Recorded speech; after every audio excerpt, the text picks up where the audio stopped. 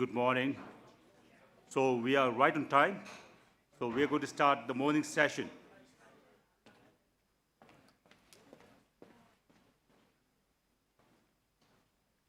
So before we start the session, let me all remind you about today. On March 8th, we had the largest uprising in Tibet since 1959 that happened in 1987. So every year on March 8th, the Central Tibet Administration holds up prayers for all the Tibetans who have sacrificed for the Tibetan freedom and justice and for the well-being of the Tibetans. So today, please keep the prayers in your heart, and we'll start the sessions. And today's topic is a very relevant topic: evolving geopolitics and why Tibet matters more than ever. Last 2 days, I was in Delhi attending a Rise in the Dialogue, and there are thousands of people. And most of the time, we are talking about defense, we are talking about ammunitions, we are talking about conventional threats, we are talking about wars. At this moment of a destructive world order, where there's so much of conflicts, so much of wars happening, why Tibet matters more than ever. This is a very relevant topic that we want to let people know, that the injustice is happening all over the world, but how could we stand against the injustice? Through nonviolence, through truth, and through perseverance, but not by bloodshed. So therefore, I'm not going to take long.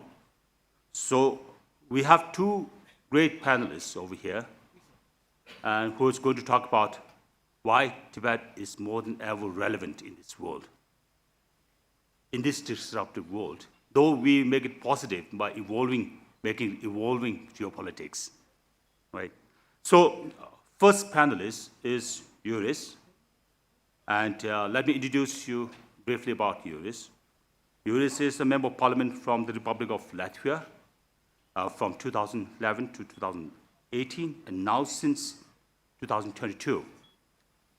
He represents the Latvian Regional Alliance and the political group United List.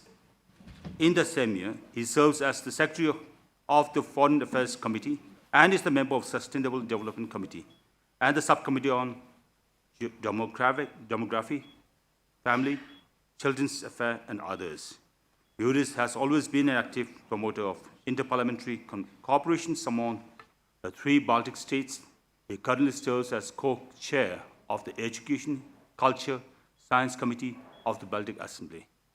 He is currently a member of parliamentary cooperation groups within the Parliament of Ukraine, Canada, Germany, Australia, and others, as well as Latvia-Taiwan friendship groups, and the parliamentary group for the support of democratic Belarus. Juris chair the interparliamentary cooperation groups with the Parliament of Poland and the Tibet support group. So now, Juris, you have 15 minutes to go, so you can present anywhere which is comfortable for you. Okay, thank you.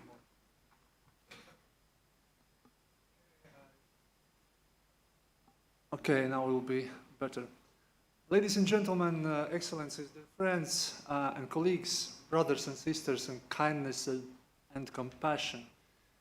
We continue our work, and even if it's Sunday morning, my mother, a devoted Catholic, always honored Sundays. She used to tell me that no one should work on Sundays, especially not on Sunday mornings, because that is time when people pray.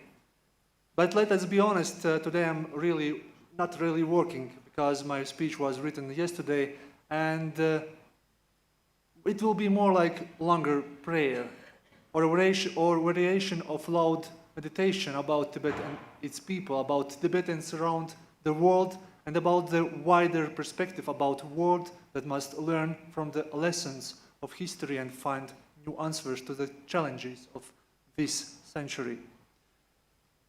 Historical experience of Tibetan people, their tireless prayers, their cooperation, and their actions offer an example for many others. At the same time, the ability of Communist China to maintain its regime and expand its global influence is a warning about the dangers posed by superpowers that drift away from the path of democracy.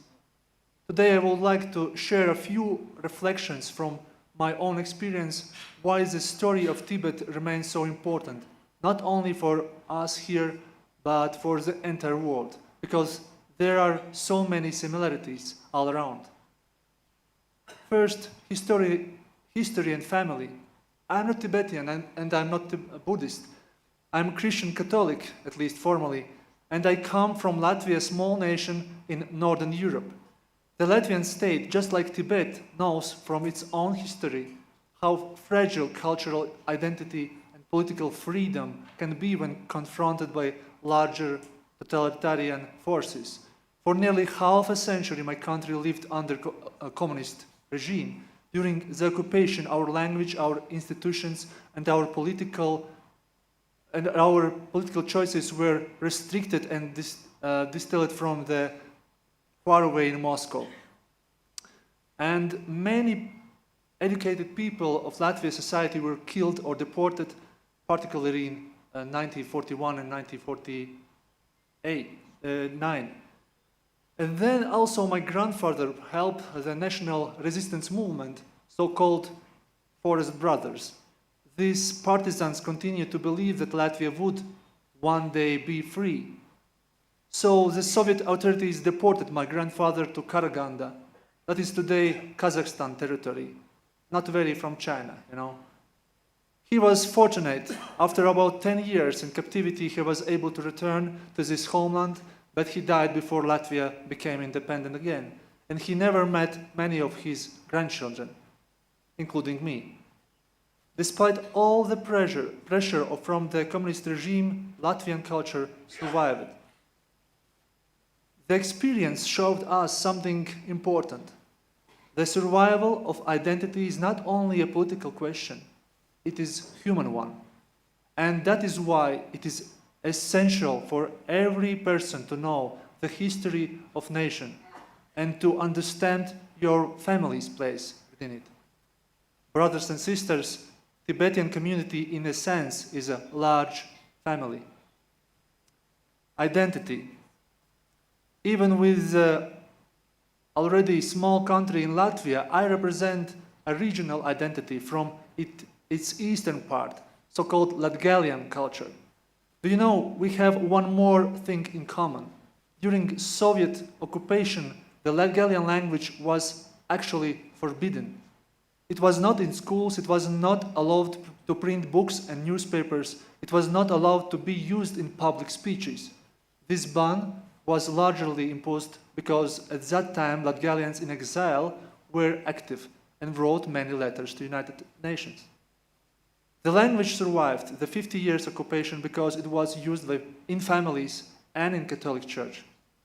Now, even if we live in a free and democratic country, these values remain fragile. This is not unique. Different regional identities across Europe and the world face challenges. Many communities continue their struggle to preserve their identity even in democratic systems. Globalization and economic forces often led to depopulation or migration, and as a result of this process, language and tradition slowly merge into a single global culture. Tibetan people demonstrate something powerful. Even in the most difficult circumstances, for more than 80 years, the Tibetan people have demonstrated that resistance can be grounded not only in anger, but in patience, discipline, and moral conviction. I would also like to mention the Crimean Tatars in Ukraine, who suffered genocide during the Soviet period and who again faced displacement after Kremlin's forces occupied Crimea in 2014. For Tibetans, this may sound painfully familiar. Today, all of Ukraine is fighting against the Kremlin's attempt to swallow another nation, culture, and language. Ukraine is not only asking the world for support, it's defending its very existence. Every day, people suffering their lives so that they feel they will not face the same fate as Tibetans, exiled from their homeland. What we see in Tibet and in eastern Ukraine reveals the true mentions of so-called imperial liberators and economic developers. Their real goal is to enslave, to destroy spiritual values, to abduct children, and to deprive people of their freedom to freely think, believe, and pray. That is why we must remain strong in protecting our identities. Political life in exile. The Tibetan example serves a guided light for many oppressed nations. Do not lose hope, but come together, organize. In Belarus, after so-called elections of 2020, opposition leader Svetlana Tsikhanouskaya was forced into exile by regime. Administration for democratic Belarus have since been established abroad, and they have much to learn from the Tibetan experience. Even in Russia itself, there are many smaller nations that see themselves as distinct cultures and are beginning to organize. Let's send our bright thoughts so that there are not more oppressed peoples in the world, and may all nations live in their homeland. Earth and climate. Across the world, environmental movements continue to grow. Sometimes we may disagree with particular ideas, but our fundamental goal is shared, not to destroy the planet we live on. Only truly green movement cannot ignore the situation in Tibet, in the third pole of the earth. Sustainable planet cannot be secured by solar panels and wind farms alone. It requires respect for the ecosystems. It requires people who call to protect vital regions as a Tibetan plateau. That is why Tibet matters more than ever today, not only as a political issue, but as a symbol of how humanity treats fragile ecosystems in a rapidly changing world. International cooperation. Sometimes it feels that United Nations has become bankrupt already. And I must confess that sometimes it brings me with a frustration when I see representatives of democratic countries hesitate to speak openly about Tibet. Why in this century, 21st century, are so many still afraid to confront injustice? We must unite the bright forces of the world and strengthen each other so that injustice does not spread like a disease. The pressure created by CCP affect not only Tibetans, but also Taiwan, Hong Kong, Uyghurs, Falun Gong practitioners, religious communities in and around China, and politicians, researchers, and journalists worldwide. Here I would like to briefly mention the Interparliamentary Alliance on China, IPAC. It brings together legislators from many countries who believe that only by standing together and demanding accountability from China can democratic nations defend the rules-based international order. I have honor to serve as one of the IPAC co-chairs representing Latvia. And now let me ask you a question. Have you seen the Latvian animated film Flow? If you have seen it, please raise your hand. For those who have not seen it, I warmly recommend. It is film without words, a visual meditation about kindness and cooperation. Because in fact, we all are in the same boat. Just as Canada Prime Minister Mark Carney recently said in a widely quoted speech about cooperation among middle powers to increase global stability. This is especially important for us, representatives of smaller communities. Let us hope that together we can build the true network of light among democratic leaders and societies in the 21st century. Focus on common goal. There is a saying, no troubles will come, new troubles will come, and this will forgotten. Sometimes it feels as if the whole world is ready to live like this, from one crisis to another. I do not think it is wise to accept that. Of course, we must acknowledge reality, but we must also build a network between religions, beliefs, nations, languages, and identities, and of course, between people. Printed statements of concern have too little impact nowadays. Yes, authoritarian regimes dislike them, but it rarely changes reality. It doesn't change, actually, nothing. Perhaps through your decades, long compassion, you will demonstrate that another path is possible. Kindness. When a woman is pregnant, people often are asking, will it be boy or girl? Mine and my wife's answer was always the same. There will be a good and kindness human being. His Holiness once said, my religion is very simple. My religion is kindness. Perhaps this simple sentence explains better than any political document why the Tibetan story continues to inspire people across the world. During the Soviet era, many religions, freedoms in Latvia were suppressed. Children were questioned at school if they went to church on Sundays. Pilgrimages were restricted and priests were forced to report to the secret police. Today in Latvia, different Christian confessions, Catholic, Lutherans, Orthodox, Old Believers, and others often gather together to pray for our country, for peace, and even for wisdom among politicians. And also Tibetans, through their lives and actions, demonstrate a remarkable example of kindness and spiritual resilience. It is a meditative practice that the entire world could definitely borrow. Freedom, communism, Nazism, blind ambitions, addictions, the entertainment, gadgets, artificial intelligence, and even political parties.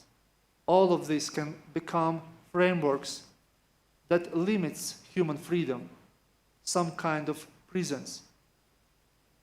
The Ukrainian skeleton athlete Vladislav Hereshkevich, who was disqualified from the Olympic Games for wearing a helmet, honoring 24 Ukrainian athletes killed in Russia's war of aggression, set an important precedent.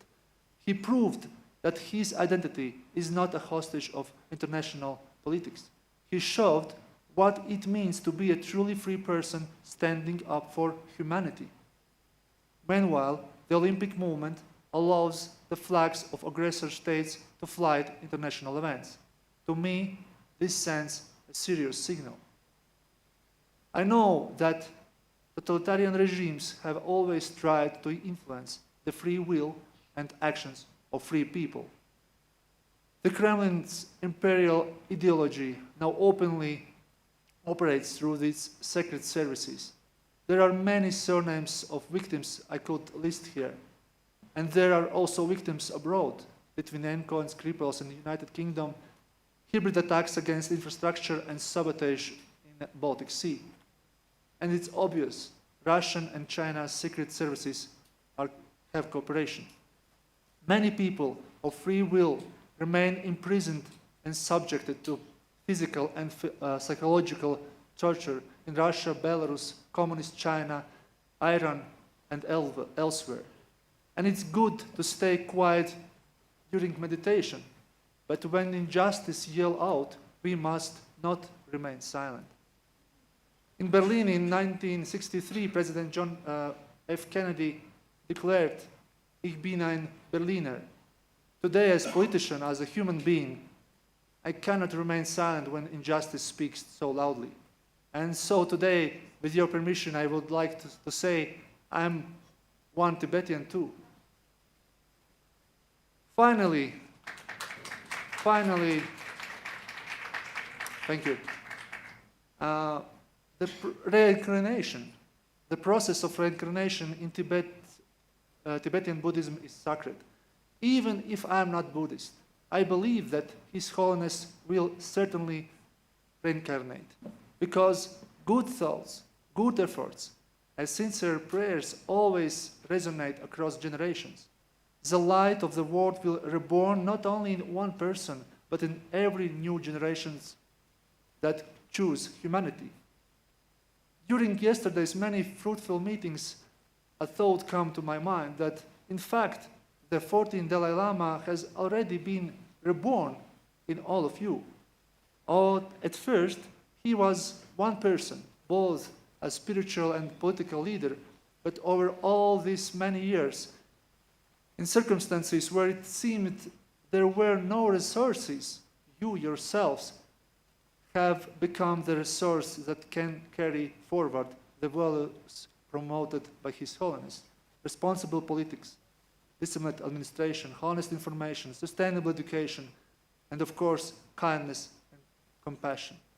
Today, Sunday, I pray and invite you to pray with me for the strength of this global network of light, how I call it in a simple way, for its endurance across centuries and for the shared kindness and humanity. Tibet and Tibetan people remain and bring a bright force in our complicated world. And that is why I can say with confidence today, tomorrow, and for the next generations to come, Tibet matters more than ever, indeed. Thank you very much. Thank you. Thank you, Juris. So, with your presentations, I look into two quotes, two prominent quotes. Right? You mentioned one of them, and you talk about injustice in this world. The Tibetan people and people of the world are facing a real injustice. So, it just came into my mind about the quotes of Martin Luther King, right, which says that injustice, right, anywhere is a threat to justice everywhere. Right. This is a very relevant thing to understand about how the injustice in one place or anywhere in this world is a threat to the justice everywhere. And in order to resolve those injustices, you gave a rightful quote of His Holiness, which says that my religion is simple, my religion is kindness. With kindness, we can resolve the injustice with benign and benevolence, not through belligerence. So thank you so much, Juris, for your presentations, and we must not remain silent. You just said that we must not remain silent. So let me go to the second panel, and we have a very dear friend and very eminent sociologist. He's a former professor at the Center for Study of Social System, School of Social Science, Jawaharlal Nehru, and Professor Anand Kumar, as an illustrious academic with so many books, so many articles, has traveled widely around the world, had lectured thousands all over the world, right? So I don't have to go through all the details of the bio. I think this is good enough to understand that how much knowledge Professor Anand Kumar has. And right now, Professor Anand Kumar, after his retirement from the JNU, is currently serving as the visiting research professor in doctorate of visiting research programs in Goa University. And in 1950s, when Jayaprakash started India-Tibet Friendship Society, and in 1991, Professor Anand Kumar has revived this India-Tibet Friendship Society with the guidance of His Holiness the Dalai Lama. And right now, he's a national president of the India-Tibet Friendship Society. And they have held more than many seminars, many programs all over India. They have so many chapters all over India. So we would like to hear Professor Anand Kumarji about why Tibet is so relevant at this chaotic moment. Thank you. Thank you. Thank you, dear Lekshay. This is a moment of great satisfaction that we are meeting in Dharamsala with nearly 32 countries represented here through all of you. It makes me very confident because it shows the progress of the journey from a colony to a freedom-seeking people. I see here Rebonji, who represented a German foundation. I remember the meetings in Bonn and elsewhere where the international voices were brought together with great efforts, too much resistance, but ultimately truth has prevailed, and you all are here as voice of truth, voice of justice, and voice of freedom. The growth of Tibet support has been documented by many eminent journalists, including my friend Vijay Kranti, who is here, many Gandhians who are represented by Sri Kumar and so many others. I want to recognize the contribution of Tibetan youth in keeping the flag of freedom flying high despite too many obstacles. Friends, the story of Tibetan resistance to Chinese colonization is a failure for many of us who move from colonial to post-colonial status. Building freedom is a challenge of not only a particular nation, but whole humanity. When Gandhi led Indians for freedom struggle, he got support from all over the world, but particularly from the working class and intellectuals of Great Britain, because they felt guilty. Today, in case of China, which is trying to claim to be the new superpower, replacing Soviet Union, there is a dark chapter in the Chinese story of development. And that dark chapter is colonization of the neighboring countries, including Tibet. But the problem with the world is seeking new ways of ensuring freedom to small countries. And there is a traditional way of violence, way of weapons. Tibet matters very much so because Tibet is showing us the way beyond violence, path of self-suffering to establish the superiority of truth and justice. There are many resistance movements around the world by smaller nations who have lost their statehood. They are nations, but they are not nation states. And they are seeking this quality of having their own state through classical traditional ways where superior violence dominates the inferior violence. Violence by the nation state is always superior to violence by the nations without states. I'm sure that when the Dalai Lama surveys his own life journey, and when the Tibetans look at their own life journey, they must be feeling a sense of achievement. Any effort to change the world goes through 4 stages. We have gone through it. So for Indians, it is not new to remember that the 4 stages for any protest movement in the world today, in the world dominated by media, dominated by weapons, dominated by large nation states, goes through 4 stages. First stage is ignoring. Oh, who are they? Oh, what Tibet? Where is Tibet? They could not continue that attitude of ignoring, neglect, benign neglect. And wherever they went, the Chinese, they were asked one question: why are you occupying Tibet? What is the historical basis of your claim on Tibet? And Chinese were nonplussed. So they started, instead of ignoring, they started ridiculing. Oh, the Dalai Lama is a splittist. He has a group of young people, misguided. With the passage of time, the propaganda will be exposed, and the world will know that Chinese have liberated Tibet. So they started ridiculing.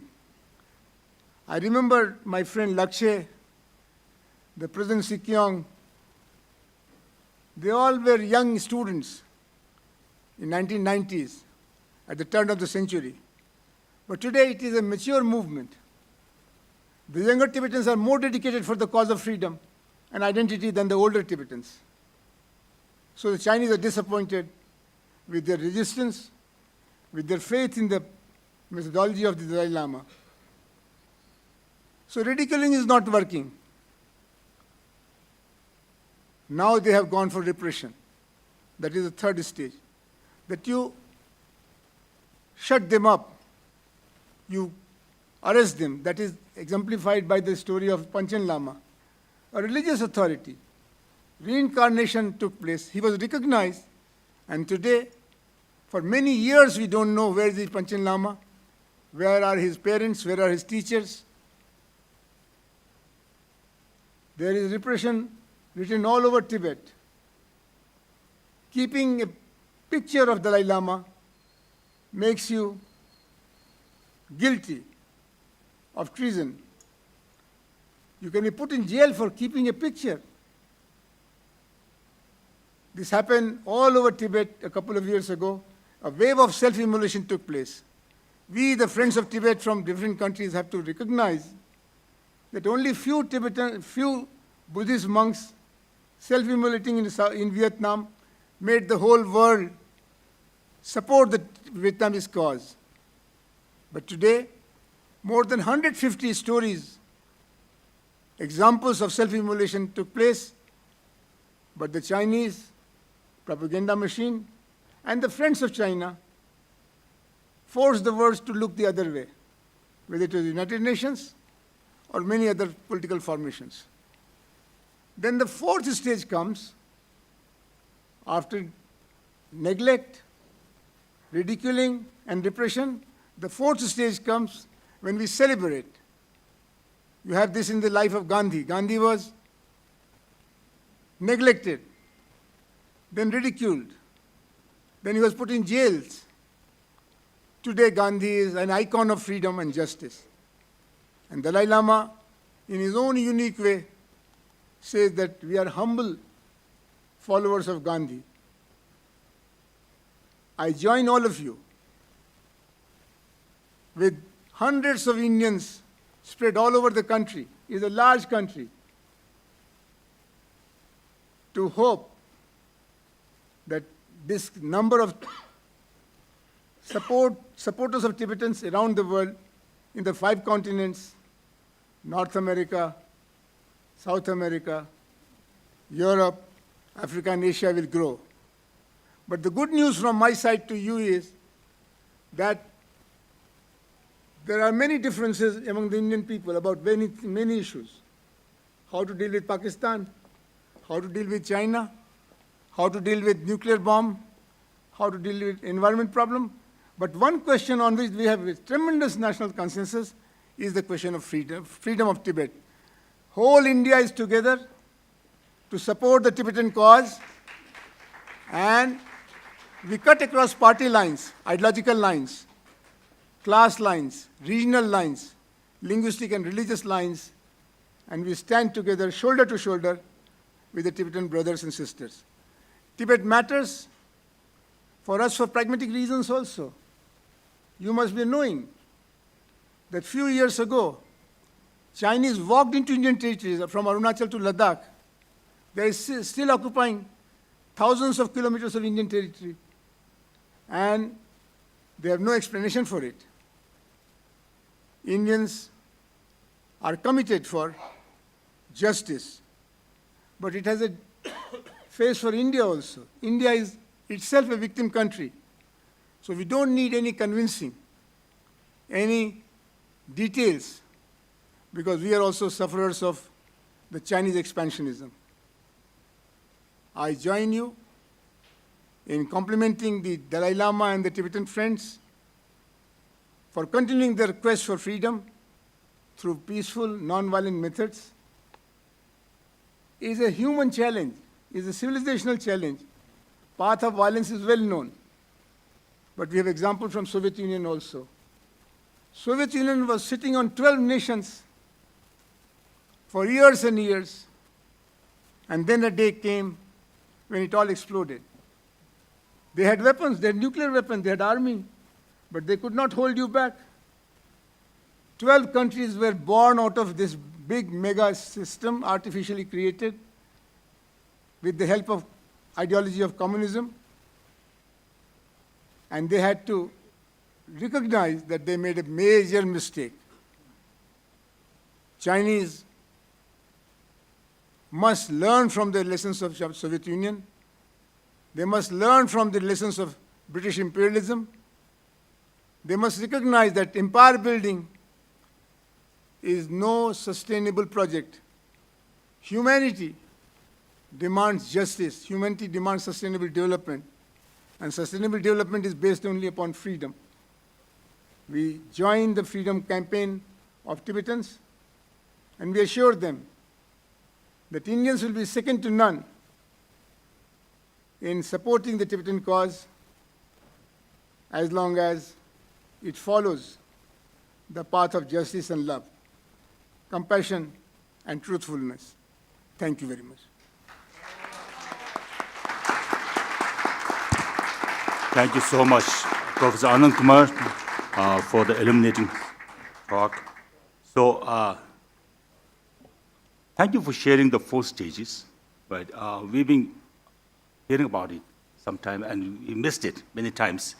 So, thank you for reminding the 4 stages, where we talk about ignoring, ridiculing, repressing. And then celebrating. And now it's a time for celebrations. Right, so we're waiting for these celebrating moments, but with the vigors of the Tibetan people, with the support of the Tibetan movements all over the world. As Professor Anand Kumarji rightly said, that Tibet is showing beyond, the way beyond the violence, right? And you are part of this movement, not just the Tibetan people. You're part of this movement and the journey of this truth, justice, and freedom. So in this disruptive world order, with lots of violence, so let us join with more commitments in showing your strength for non-violence, truth, and justice. So I would like to thank Professor Anand Kumarji for the illuminating talk. So we have around 19 minutes exactly. So what we will do is, if there's any questions, right, for the 2 panels, all right, we'll take some questions, and then we'll wind up at 10 o'clock. That's exact. Thank you. If there's any questions, please raise your hand, and then say your name and which TSG you represents, okay? The mic's on the other side. The question should be very precise and short, right? It's not a lecture. Thank you. Myself, Adavan from Puducherry, India-Tibet Support Friendship Society. A question for our Honorable President, Professor Anand Kumarji. You have not... Advanji, it will be better that you ask him. No, I want to ask you particularly because you have referred that Gandhiji was ridiculed and at last he got the freedom, the dream of India's freedom. Like that, how you are comparing with the Gandhiji's intention just with Dalai Lamaji? What's your opinion? Just this is my question, please. Thank you. That is something worth considering. Like Gandhiji, when Dalai Lama tried to plead for fair play with the Chinese, they ignored it. And then he was forced, with a few thousand followers, to take asylum in India. At that time, he became the object of ridicule. And this ridiculing came to a turning point when he was awarded Nobel Prize. Then they started repressing the Tibetan voice. But Tibetans continued their pursuit of truth and freedom by making the younger Tibetans like him learn the global languages, because otherwise English and Tibetan were two languages. Now the Tibetans are well equipped under the guidance of Dalai Lama to speak French and German and Spanish and many other, Japanese and Hindi and all other languages. So the third stage has come where they are object of repression. But he is also being celebrated. In his own lifetime, he is treated as the global teacher of non-violence, compassion and truth. So these people from 32 countries are example of the new stage where the Dalai Lama, and because of the Dalai Lama, the Tibetans are signifying and symbolizing power of truth and non-violence. So there is a strong parallel in the life journey of Gandhi and the Dalai Lama. Thank you.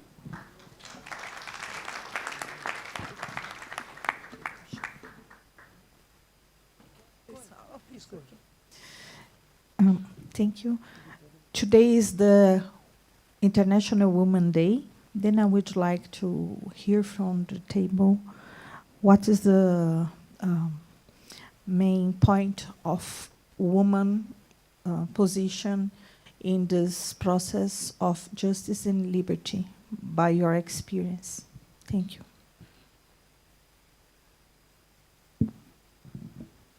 We both will take this question because I wanted to start by celebrating and saluting the pioneers of women's movement, but I was so overwhelmed by his speech that I forgot my starting point. Yes. You know, in Soviet Union, match was as well a big celebration. So in Latvia, for example, when we see people celebrating 8 March, there was some time and was like two kind of feelings. Of course, we are happy that we are surrounded by wonderful women, but at the same time, it was a tradition which came from the Soviet times. And nowadays, it is, I will say, already overcame. And in Latvia, people are already celebrating that day. And in Latvia, we had even woman president. We have now prime minister woman. We have many women in our parliament. And I really don't see maybe almost not problems in my country. Even in some positions, like in courts, in justice courts, they're basically are women. And it's normal nowadays. And even in Tibet, when I met yesterday, deputy speaker and as well ministers, though I see that we can see as well in Tibet movement, many movements who are active, and I just involved to be more active.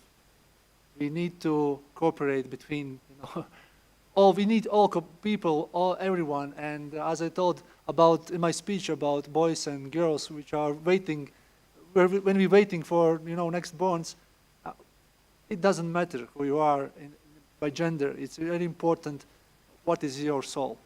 Thank you very much. The gender dimension of freedom movement all over the world has been the indicator of the depth and maturity of quest for justice. Because inequality because of biology and gender has been an open secret all over the world. And women and men who understood these women came forward. And women became partners in struggle for justice. Tibetan movement is beautifully engaged in promoting gender justice from the very beginning. So Tibet Women Association is as important as Tibet Youth Congress. We see so many Tibetan women in very important roles and responsibilities, and they're second to none in their commitment. So I thank you for underlining the gender question, because Tibetan quest is also a quest for justice for women of Tibetan nation. And as it is in India, most of the Tibetans in exile are in India.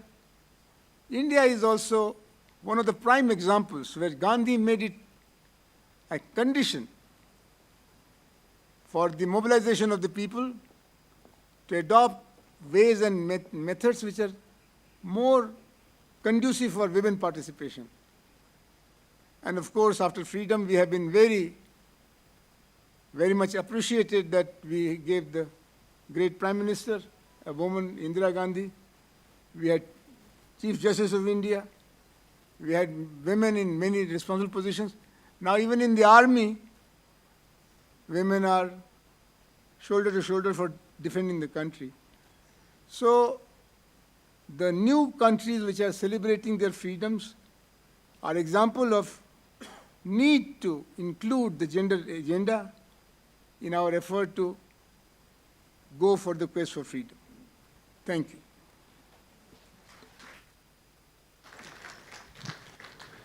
Good morning, everyone. I want to sincerely thank the panel for a beautiful speech this morning, and also Lekshay for moderating this. My primary question is to the professor. I hear that you are the president of India-Tibet Society, and I know India is a 1.4 billion people with a GDP of probably 21 trillion US dollars. Given the size, and yesterday we hear from Sikyong, he said we have been here about 65 plus years. And so we are highly indebted to India for being a great host. But in terms of, I also remember Sikyong mentioning there's so much knowledge that could be shared with the Indians. And a lot of Indians don't know the condition or situation of what's happening in Tibet. And he even pointed out Delhi, even in a metropolitan city like Delhi, people are not aware of the situation in Tibet. So my question to you, Professor, in terms of the work that you're doing on the India-Tibet Friendship Society, in terms of metrics, how do you project in the next 5 years, at least in the next 3 to 5 years, the work that you're doing in whether it be dissemination of information on Tibet, whether it be garnering support for Tibet, or whether it be any parliamentary sort of like lobbying, if you can kind of quickly project what you have done in the past and what you tend to achieve in terms of your mission and vision in the next about 3 to 5 years. And real quick, I wanted to introduce myself. My name is Tenzin. I am from Los Angeles, California. I am currently serving as the steering committee member on the International Tibet Network. Thank you. Thank you. It gives me much needed space and time to explain a few things for all of you from various countries and continents. We are a movement of solidarity and friendship for the Tibetan cause since 1959. But as you rightly said, it's a very large country and it's the immediate neighbor of Tibet and indirectly of China. So, educating Indians about Tibetan cause is a huge challenge. But there are three zones of understanding and information, three levels. The Himalayan India, which is spread from Arunachal to Ladakh, knows very well about Tibet and Tibetan people and their importance for our life, because for the Himalayan India, Tibet is the intellectual center, not Delhi. They have been going there for generations to learn about Buddhism. There has been trade, and there was never any history and memory of war and violence between Tibet and Himalayan provinces of India. Then there is this Indo-Gangetic Valley, which supplies a lot of soldiers to the Indian army. And there again, the memories of 1962 attack of China and the wound given by China in Ladakh in 2020 has made Indians very unhappy, and they feel betrayed because we offered them lot of tea. In last 10 years, we invited 20 times the Chinese Prime Minister. Every time we gave him good tea. He took tea, but he did not take the lesson. He went home and he became much more brutal, much more violent. Then there is coastal India, too far away from Himalayas, so-called southern India and western coast, from where my friend Advan comes from, Pondicherry, or Tamil Nadu or Kerala.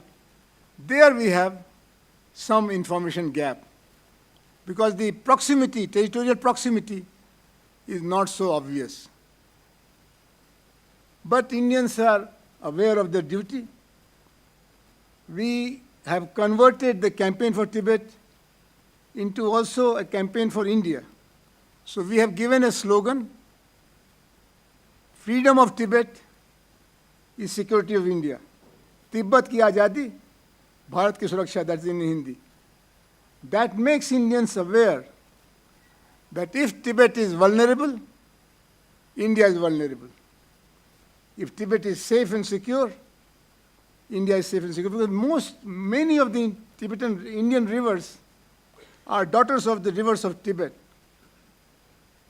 And if Tibetan rivers are diverted, polluted, it affects India as many other countries. Similarly, our expenditure on national security. When Tibet was free, India had only a few dozen soldiers guarding the borders between India and Tibet.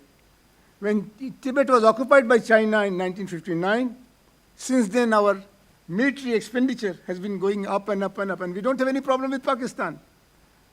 We have no problem with other neighbors like Nepal, Sri Lanka, Bhutan, Bangladesh.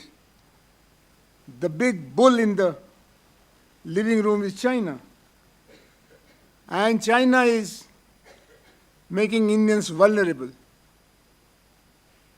And that makes Indians very angry, very unhappy. We have tried to humor the Chinese, but they have lost the sense of humor. So we are helping ourselves by helping the Tibetan cause. We ran signature campaigns. We have formed women body. It's called Indian Women Association for Tibetan Cause. We have a Students' Front, Students for Free Tibet, in several of the universities. We have a parliamentary forum of Indian Parliament members. But enough will be achieved when we meet next time not in Dharamsala, but in Lhasa. till then, we have to continue our work. Only good thing is that whenever you organize anything for Tibet, people forget their political differences, their ideological differences, and they recognize Dalai Lama as the great teacher. Today in this country, if you want to do a good thing, open a hospital, start a university, lay foundation for any good cause, the topmost man in demand is Dalai Lama. And second best is these Tibetan gurus. And that makes us very proud that they have transcended the national frontiers, national barriers. Tibetans generally, including Lekshay, represent humility, modesty, friendly attitude, and we consider them as part of our own civilizational evolution.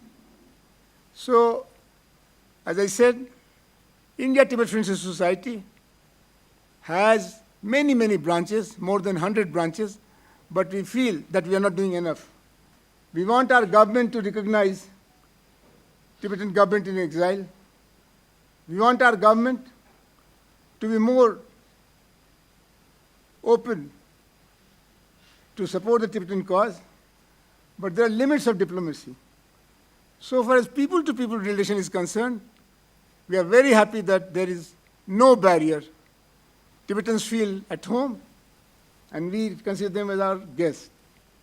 But when it comes to actual, substantial political initiatives, we have huge pressure of the Chinese presence as very violent and very aggressive neighbor. Let us see how history will turn, but we are sure that truth shall prevail. Thank you.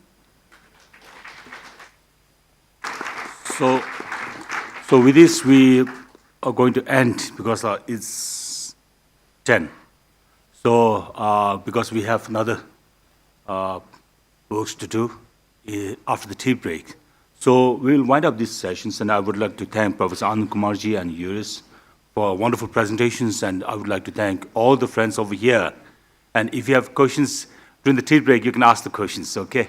So thank you, and as a gratitude, I would like to present the souvenirs.